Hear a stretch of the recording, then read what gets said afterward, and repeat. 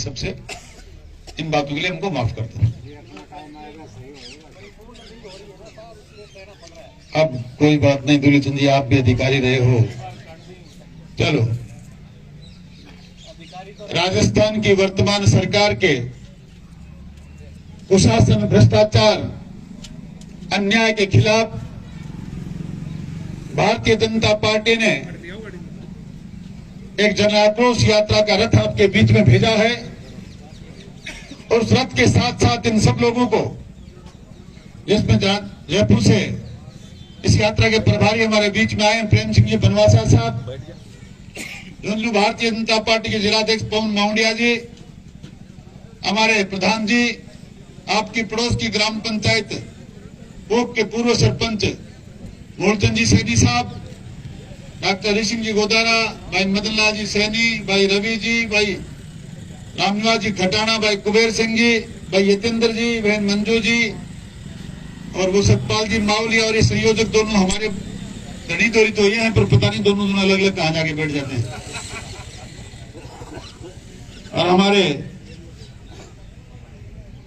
युवा जुझारू और भारतीय जनता पार्टी को समर्पित सरपंच साहब, मैं तो जब से उदयपुर वाटी में आया हूं, आपने बड़े भाई का प्यार आपने और पूरी पंचायत ने दिया है। ग्राम पंचायत ककराना दीप प्रायिक थी तब भी आपका प्यार था, आज भी आपका प्यार है। और यह बात भी सही है कि भारतीय जनता पार्टी के लिए आप हमेशा समर्पित रहे हैं, इसमें कोई दो राय नहीं है। गांव की समस्याओं का जिक्र सरपंच साहब ने बखूबी बताया। राजस्थान के मंत्री ने, सरकार के विधायक ने नदी में अलॉटमेंट करवाया, कलेक्टर ने क्या कहा, पर मैं तो कंधे से कंधा लगाकर आपके साथ चलता रहा, चाहे वो डिविजनल कमिश्नर हो चाहे वो कलेक्टर हो, अंततः आपके प्रयासों की जीत हुई, इसमें कोई दो राय नहीं। आपका पंचायत भवन भी बन जाएगा। पर प्रेम सिंह जी, आज 2 साल हो गए पंचायत का गठन हुए, अभी तक ग्राम पंचायत सरपंच साहब के बैग में घूम रही है। इससे बुरी बात कोई हो नहीं सकती।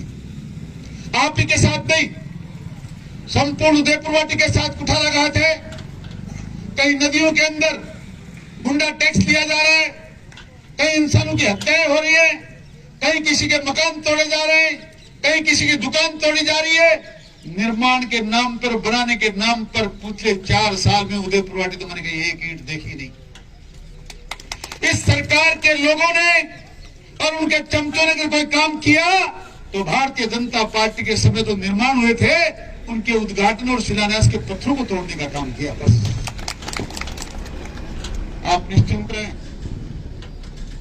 जनता आक्रोश में आक्रोशित होकर बैठी है। जनता इस बात के लिए बखूबी जानती है कि 4 साल में क्या हुआ है, क्या होना चाहिए था। बोल हमसे भी हुई है।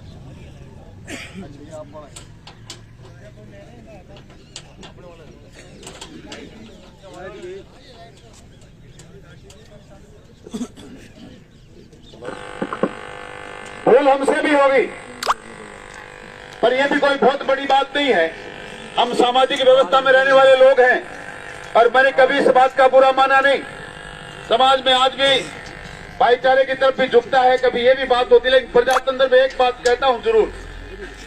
और एक शायर ने बहुत जोरदार चीज लिखी है कि पोंछ कर अश्क अपनी आंखों से, पोंछ कर अश्क अपनी आंखों से मुस्कुराओ तो कोई बात बने, सिर झुकाने से कुछ नहीं होता, सिर उठाओ तो कोई बात बने। रंग और नस्ल, जाति और मजहब, रंग और नस्ल, जाति और मजहब जो भी हो आदमी से कमतर है। इस हकीकत को हम तो जान गए, आप भी जान जाओ तो कोई बात बने। इसलिए प्रजातंत्र में ना कोई जाति होती, ना कोई पार्टी होती, न धर्म होता, न मजहब होता। प्रजातंत्र में एक चीज होती है, उसका नाम होता है विकास। और विकास जो लोग करते हैं, समर्पित भाव से आपकी सेवा जो लोग करते हैं, जो पार्टियां आपका काम करती हैं, उनके साथ रहना चाहिए, उनको सहयोग करना चाहिए। और हमने भारतीय जनता पार्टी ने पिछले 5 साल में आपके गांव में सरपंच साहब खुद कह रहे थे, अनगिनत सड़कें बनी, सारे काम हुए। जब जब भी आदेश मिला गांव में पानी का हो, बिजली का हो, जो भी आदेश आपका मिला, हमने कभी शाम नहीं होने दी। रात को कहा तो सुबह काम हुआ, सुबह कहा तो शाम को काम हुआ। आप चाहते हैं कि इसी प्रकार पुराना वाला रामराज स्थापित हो जाए। आप चाहते हो कि गुंडाराज खत्म हो जाए। रोजाना गांव के लोग कहते हैं भी डूंगर के ऊपर बारिश लोटियो जैसा है, आप लग रहा था कौन जैसा है। क्यों ऐसा? क्यों इन पहाड़ों में हमारे जानवरों को खाने के लिए बघेड़े लाकर छोड़ दिए गए? क्यों हमारे इंसानों की हत्याएं की जा रही हैं? क्यों हमारे मंदिर माफी की जमीनों पे कब्जे किए जा रहे हैं? क्यों गौतम की जमीनों पे कब्जे किए जा रहे हैं? इन सब के का कारण हम मात्र इतना जानते हैं कि जिस प्रकार सरपंच साहब कह रहे थे 1000 की जगह यहाँ पूरी पंचायत में 2000 वोट मिल जाते तो आपकी भारतीय जनता पार्टी का एमएलए होता, आज ये काम देखने को नहीं मिलते। पर कोई बात नहीं, चर्चाएं करने का विषय नहीं है। जो हुआ सो चला गया। हम तो ये आगाह करने आए हैं कि ऐसी सरकार जिसका कोई ठिकाना नहीं। एक कहता है मैं मुख्यमंत्री बना रहना चाहता हूं, दूसरा कहता है मैं मुख्यमंत्री बनना चाहता हूं। इसके लिए प्रदेश की जनता भाड़ में जाए, राजस्थान का सत्यानाश हो जाए। वो तो चाहे होटलों में रहें, चाहे कोरोना में रहें, कोई दिल्ली जाए, कोई जयपुर जाए, एमएलए चाहे मुख्यमंत्री बने चाहे प्रधानमंत्री बने। आपका एमएलए खुद ही कहता है राजस्थान में मुख्यमंत्री की क्या औकात है, मुख्यमंत्री मेरा मूड देखकर बात करता है। ऐसी जगह कहीं सरकारें नहीं चलती, ऐसी स्थिति में घर नहीं चलता, सरकार कहां से चलेगी? ऐसे हालात वाले लोगों को अब नकारना है और उनकी सरकार को उखाड़ कर फेंकना है। ये सरकार तो पहले दिन से आपको पता है भानुमति के कुनबे में बनी थी। कहीं की ईंट कहीं का रोड़ा, भानुमति का कुनबा जोड़ा। कोई बसपा से आया, कोई सपा से आया, कोई निर्दलीय आया, कोई कांग्रेस से आया। मिलजुल कर 4 साल सरकार नहीं चलाई, मात्र जनता को लूटा और कुठाराघात किया। अब चाहते हो कि शांति रहे, आने वाला समय आपका हो। चाहते हो कि 370 की धारा हटी, भगवान राम का मंदिर बना, काशी का कॉरिडोर बना, उसी प्रकार भगवान का नाम लेने वाले लोग रहें, उसी प्रकार पीओ के तक हमारा कब्जा हो जाए, उसी प्रकार मथुरा और सारे जगह जहां जहां हमारे मंदिरों को तोड़ा गया उनको वो बन जाए। तो मात्र राम राज की स्थापना करने के लिए, सनातन संस्कृति को जिंदा रखने के लिए एक ही उपाय बचता है, आने वाले समय में भारतीय जनता पार्टी के कमल का फूल का बटन दबाया जाए, राम राज अपने आप स्थापित हो जाएगा। काफी दूर तक जाना है अभी।